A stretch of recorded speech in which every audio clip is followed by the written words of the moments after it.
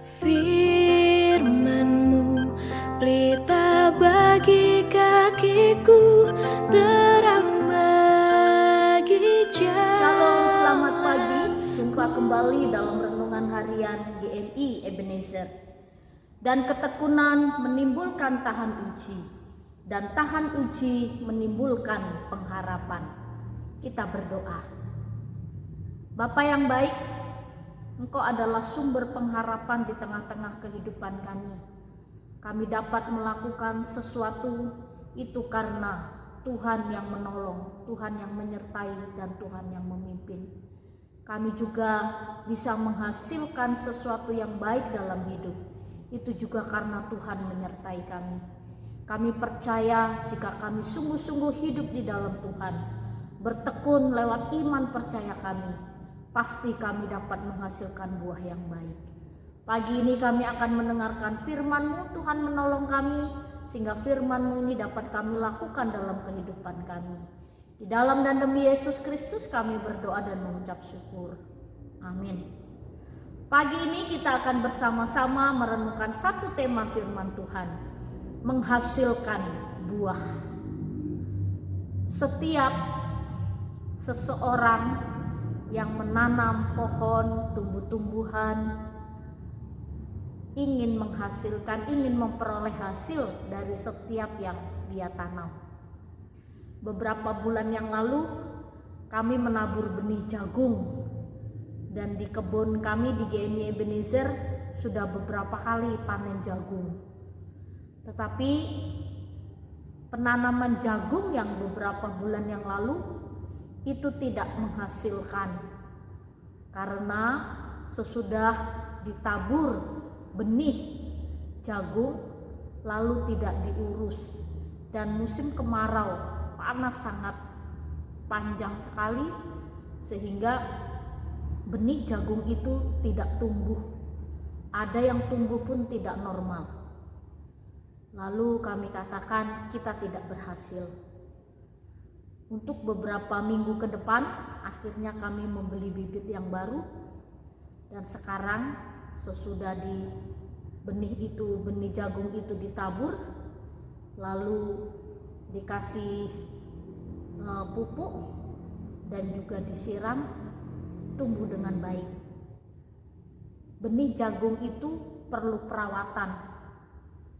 Kalau kita hanya menginginkan hasil buah jagung saja tidak dirawat, maka jagung tidak akan memberi hasil yang baik.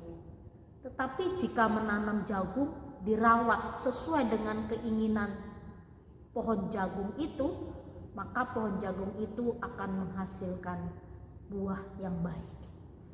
Pagi ini Tuhan ingatkan kepada kita tentang perumpamaan dalam 4 hari ini, Senin, Selasa, Rabu, Kamis, dan ini yang terakhir tentang perumpamaan seorang penabur. Dan sebagian jatuh di tanah yang baik, dan setelah tumbuh berbuah 100 kali lipat. Setelah berkata demikian, Yesus berseru, siapa mempunyai telinga untuk mendengar, hendaklah ia mendengar. Jadi benih yang jatuh di tanah yang baik akan menghasilkan. Kalau benih itu jatuh di pinggir jalan, lalu di tanah yang berbatu-batu, lalu di tanah yang dihimpit oleh semak duri, tidak sempurna menghasilkan buah. Kalau benih itu jatuh di tanah yang baik, dirawat dengan baik, maka ia akan menghasilkan buah, bahkan buahnya menjadi 100 kali lipat.